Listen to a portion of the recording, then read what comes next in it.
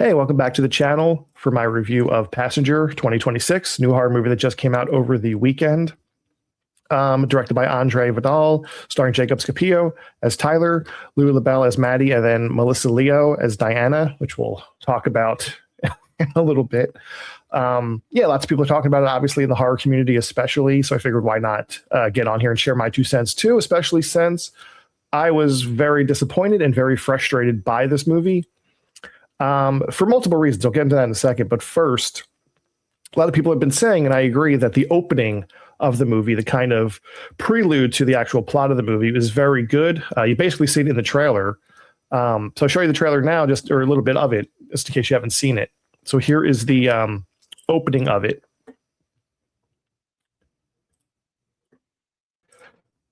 So yeah, pretty good opening. Then you get into the actual plot of it. And the plot is very run-of-the-mill, as I said. Like, the plot is that you have these 2 characters, the 2 main actors I mentioned before, Tyler and Maddie. And, you know, not spoiling the whole thing. They live in an apartment in New York, I think, and then they decide to move out of the apartment and kind of live in a van and just travel on the roads. Mainly Tyler's interest, but, you know, Maddie's going along with him because they're together. And then it just kind of becomes your run-of-the-mill, like Blumhouse kind of plot of just these characters who unwittingly unleash like a bad demon or some kind of creature. I mean, in this case, the creature existed anyway. They happen to pass by the car accident that's in the opening of the movie, that's in the trailer, and it kind of the creature latches itself onto them, which I don't think is, you know, a spoiler. That's the kind of basic setup of the movie.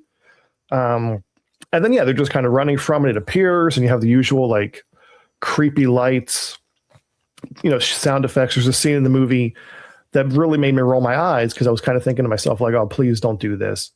And it's when Maddie is, you know, she's scanning through her computer, her laptop, to see different camera angles of the car. And, you know, I'm sitting there thinking in the theater, like, please don't do the very obvious jump scare where all of a sudden, you know, she swipes through one more camera angle and the guy's there and he's, you know, scary looking, and you get the loud boom, because audiences don't know to be scared if you don't tell them with a giant fucking jump scare noise. And of course it happens, and it's very stupid. And then from there, yeah, it's just kind of the same thing. And then, as I said, with, you know, they run into Melissa Leo's character, Diana, at one of these van gatherings, these kind of nomad gatherings where everyone's like parking their vans and barbecuing and sharing stories. And, you know, it's cool.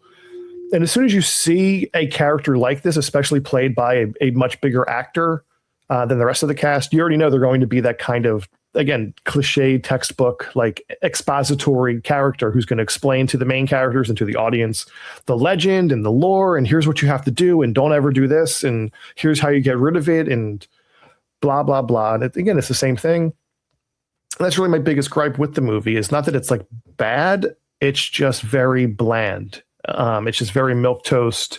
The acting, again, isn't super good. The acting is not horrible, but it's very kind of soap opera. The 2 main characters don't really have a lot of chemistry. They don't have a lot of personality.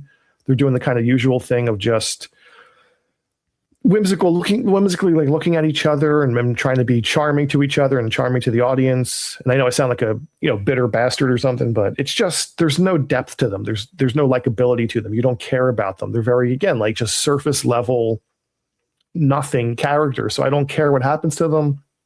And most of the scares are the same kind of jump scares you've seen a billion times. There's one scene that feels like, depending on how you look at it, I guess an homage or a ripoff of A Nightmare on Elm Street. I'm not going to say what the scene is here or what the scene is in Nightmare on Elm Street. If you've seen both, you know what I'm talking about. It's one of the more famous scenes from A Nightmare on Elm Street. It's kind of iconic, like a lot of that movie is. And yeah, maybe it's an homage, maybe it's a direct ripoff of it. But I was thinking, like, I know what you're doing, or like that reminds me of it, and you're not nearly as good as that. So you don't have the guts to do that. You don't have the right to do that. And that's, again, like, that's just kind of my overall thought on it. It's just very derivative. The ending feels rushed, like a lot of the time these movies are.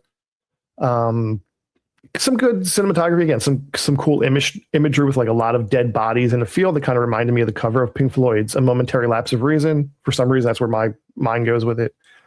So overall, yeah, I mean, not a horrible movie, but not something you need to see, not something that's worth your money or your 2 hours, whatever it is, hour and a half, 2 hours, somewhere in there. especially when there are better movies in the theaters like Obsession. I know I'm going off on a tangent, but that's the frustrating thing is these days there's so many great horror movies that have come out. Even Hokum, like about a month ago, not like a great movie, but significantly better than this. It's a good movie. It's a solid movie. And when you're asking people to like devote the same amount of time and money, and you have these options in a theater between like Hokum and Obsession, which is great, and then this, which is like average at best, it is a little frustrating that we don't demand more from like creators and studios overall, that we still kind of permit this happening. So anyway, not the biggest deal, I guess. But nothing you need to see, nothing that you're going to remember.